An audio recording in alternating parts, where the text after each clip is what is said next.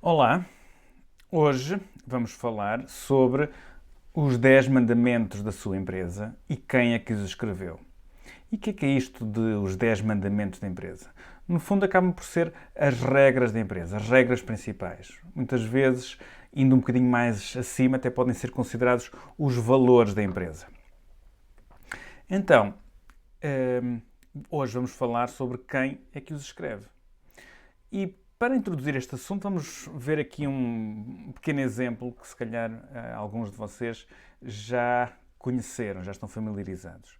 Imaginem que aquela empresa decide abrir uma posição, começa a pedir currículos e começa a entrevistar as pessoas. E encontram aquela pessoa que tem a atitude certa, que tem as competências certas, é mesmo a pessoa ideal. E decidem contratar essa pessoa.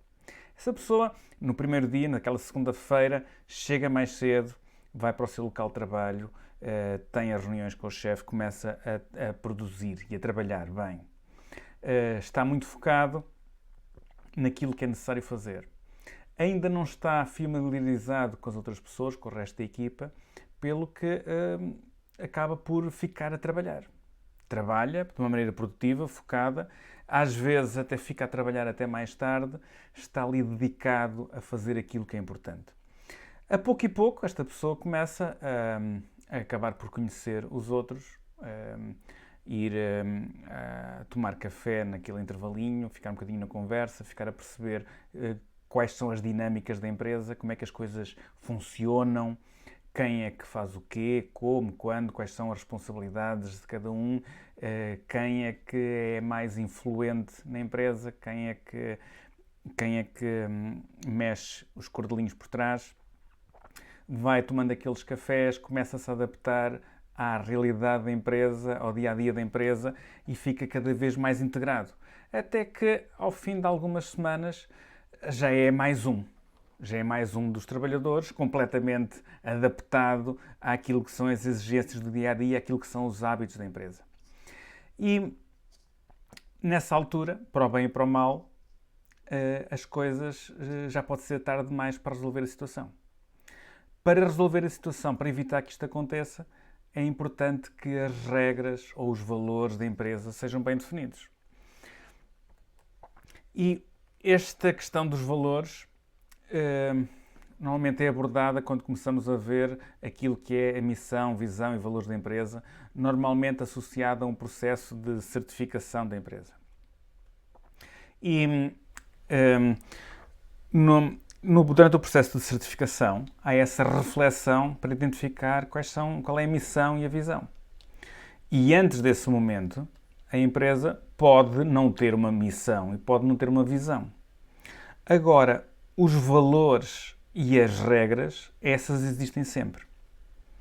Se não for a gerência, o dono, a pensar sobre eles e a defini-los, acaba por ser a equipa a fazê-lo, através dos hábitos, como nós vimos nesta história. E já visitei empresas em que um valor que estava instituído era a importância da família, mas isso era levado a um extremo. Se algum familiar telefonasse, atendiam o telemóvel e ficavam na conversa com ele, o tempo que fosse necessário. Era um valor importante, mais importante do que a satisfação dos clientes. E quando os clientes ligavam, podiam esperar algum tempo, alguns minutos, que alguém havia de atender o telefone. Ou quase sempre, não é?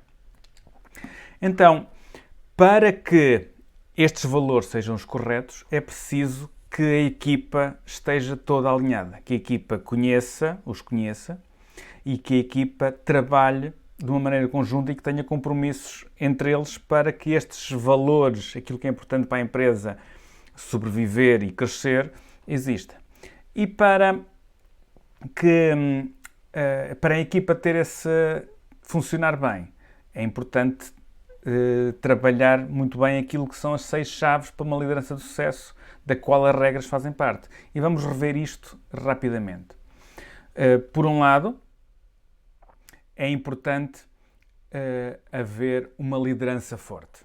Não é uma liderança exigente, dura, mas é uma liderança forte, que mostra o exemplo, que inspira as outras pessoas para aquilo que é necessário fazer. Depois, também é essencial haver um objetivo comum. Haver algo que seja o farol para onde as pessoas devem levar a empresa, para que não esteja apenas ao sabor da maré. E o que acontece muitas vezes é que as pessoas podem não se identificar com esse objetivo final, mas esse objetivo pode ser detalhado naquilo que são as funções de cada pessoa. Se o objetivo da empresa é crescer, o objetivo daquela pessoa que está responsável pelos recebimentos é fazer chamadas para garantir que os prazos não esticam. A seguir, também é importante definir quais são as regras do jogo. Um pouco daquilo que já falámos e do que vamos falar a seguir. Também é importante que cada pessoa saiba o que tem para fazer, qual é o plano de ação, quais são as suas responsabilidades, quais são as suas funções, como é que as deve fazer, quais são os passos que deve seguir. Esta é uma queixa muito comum nas pessoas de não saberem quais são as suas funções com detalhe. A seguir, para que a empresa cresça, tem que estar sempre a melhorar. Os negócios são como as árvores, ou estão a crescer e a melhorar, ou estão a morrer. Então, para melhorar, é preciso que experimentem coisas novas, que podem correr bem ou podem correr mal. Se algum membro da equipa experimenta uma coisa nova que corre mal e a seguir ouve do chefe: "Que é isto? Quem é que fez esta porcaria?" O que ele vai dizer a seguir é: "Está bem, da próxima vez faz tu." Então, para que haja inovação, é preciso que haja este apoio a que as pessoas arrisquem, experimentem coisas novas, que podem correr bem ou mal. E por último, é importante garantir um envolvimento a 100%, garantir que todas as pessoas contribuem, porque se for só a cabeça do dono, não vai ser suficiente para levar o negócio para a frente. Todos têm ideias, alguns deles estão mais próximos de determinadas áreas do negócio do que o próprio dono. Então é preciso conseguir um envolvimento a 100% de todos. Claro que hoje vamos focar nas regras do jogo, quais são e como é que elas podem ser definidas. E qual é o papel das regras? Vamos supor que vos pedia para jogarem cricket. Vos punha num campo para jogar cricket. Houve uma vez que perguntei isto e alguém me disse: mas eu não sei andar a cavalo. Mas o cricket não é esse. O cricket é aquele que tem aquele taco, é aquele que tem o taco que andam lá a passar as bolas de uma maneira esquisita por uns arcos. Eu também não sei jogar esse. Agora, se nós fôssemos jogar esse jogo, certamente o nosso desempenho ia ser miserável. Sem saber as regras é complicado.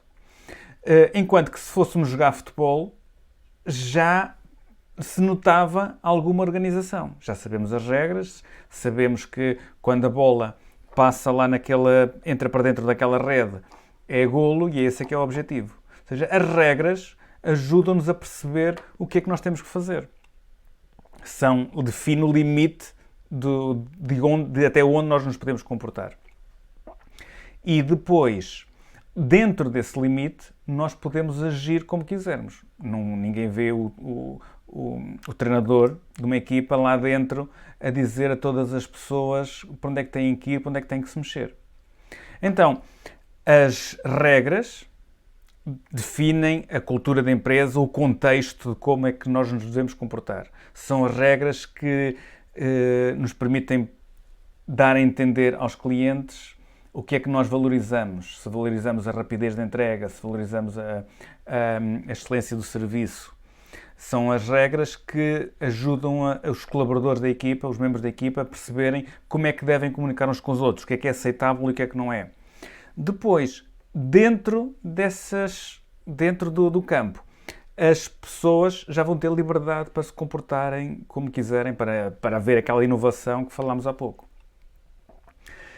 Então, se nós estivermos a criar uma empresa de raiz, ou se estiver numa fase muito embrionária, é fácil criar essas regras. Não há hábitos, é fácil dizer às pessoas que é fácil pensar individualmente, aliás, e ver o que é que nós valorizamos.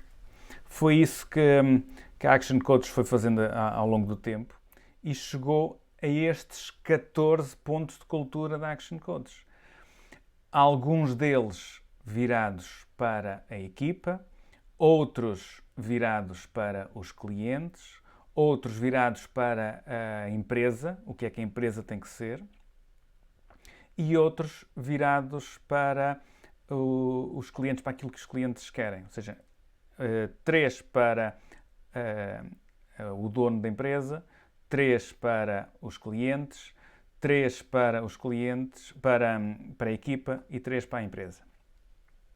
E podem utilizar estes como exemplo. Às vezes pode ser difícil pensar naquilo que é importante, porque há alguns destes que nós assumimos como garantidos. Por exemplo, integridade é algo que eu assumo como garantido, mas é preciso ter a certeza que os outros também acreditam naquilo que eu acredito, apesar de eu dar como garantido, e que partilham desses mesmos valores. Tem aqui um exemplo. Há empresas que trabalham connosco que adotaram exatamente os mesmos.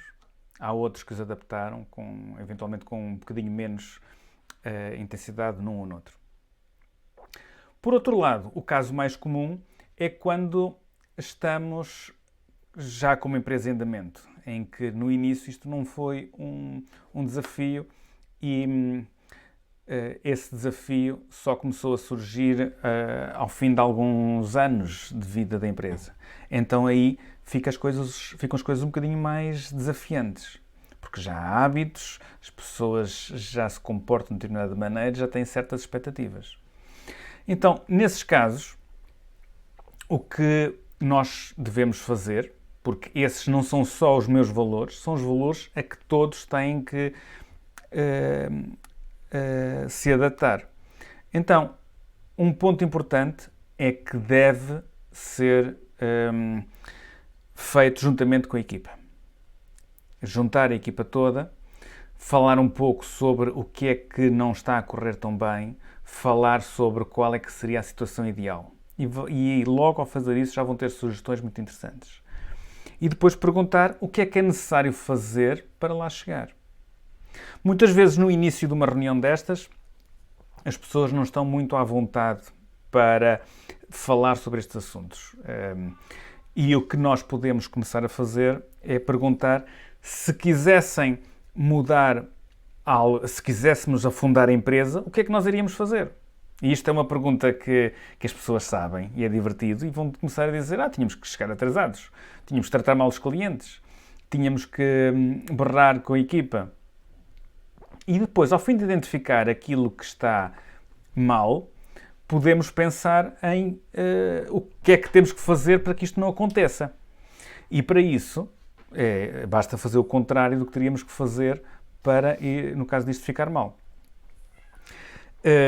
Muitas vezes nesta reunião é vantajoso haver alguém externo a moderar esta conversa para que, normalmente, quando há alguém de fora da empresa a acompanhar esta conversa, consegue-se ter um foco menos emocional e mais racional e conseguir orientar e evitar alguns conflitos. Porque eles podem surgir e é bom que surjam, porque quando há um conflito há avanços. Bom, à medida que nós implementamos estas regras, depois os padrões de exigência aumentam. E quando nós aumentamos os padrões de exigência, algumas pessoas vão ficar muito satisfeitas com isso, vão se sentir bem por estarem a crescer, por estarem a melhorar, por verem o resto da equipa também a melhorar. Há uns que não vão gostar. Há algumas pessoas que vão dizer andam aqui com estas coisas, com estas mudanças, e muitas vezes essas pessoas não acompanham e podem ter que sair da empresa. E isto não é algo mau, normalmente é assim, normalmente estas são as pessoas que nem sequer deveriam ter entrado na empresa. E há uma pergunta interessante que nós podemos fazer: se fossem construir a vossa empresa de raiz, iam contratar as mesmas pessoas que têm neste momento? Ou havia um ou dois que se calhar não contratavam? Então, as regras ajudam a fazer com que estas pessoas muitas vezes se auto-excluam e que decidam sair. Agora, ter estas regras pensadas não é a única maneira, não é garantia de que elas sejam cumpridas e de que sejam vividas pela empresa. E para garantir que isso acontece, que passam a fazer parte mesmo das pessoas, para garantir que as pessoas acreditam nestas regras e as vivem, podemos tirar algumas aprendizagens de uma organização que já tem uns anos valentes. E quando este senhor foi ao monte e recebeu estas regras escritas por Deus, deve ter sido um alívio. Já imaginaram como é que seria antes deste momento? Ele a dizer às outras pessoas, ao resto da humanidade: quantas vezes já te disse, não matarás? E tinha o efeito que tinha. Claro que estas regras escritas não resolveram tudo, mas ajudaram. Ou seja, ao fim de pensar nas regras que a sua empresa deve ter, deve escrevê-las, pô-las num sítio que sejam visíveis a todos. E mesmo isso não é garantido. Então, também temos mais uma aprendizagem desta organização milenar. O que eles fazem é reunir semanalmente e, nessa reunião semanal, rever aqueles que são alguns dos princípios e dos valores dessa organização. Por isso, já está a fazer isso na sua empresa? Está a reunir, já tem uma reunião semanal com os seus colaboradores-chave e eles com as suas equipas? Nessa reunião, revisitam aquilo que são os valores da sua empresa, aqueles que estão escritos atrás da parede e que quer que as pessoas cumpram? Então isso é mais uma coisa para pôr em prática. E agora chegou o momento de entrar em ação. Tudo aquilo que vocês viram aqui hoje, acredito que foi interessante. Agora não é isso que vai fazer a diferença. O que vai fazer a diferença é o que é que vão pôr em prática daquilo que viram hoje. E por isso, é isso que devem refletir agora. O que é que vou pôr em prática quando? Se vou reunir com a equipa, se vou falar com um business coach para moderar essa reunião, para começar a mudar aquilo que tem que acontecer na empresa para que aquelas pessoas que não estão tão bem ou melhorem ou se excluam. É o momento de entrar em ação. Obrigado.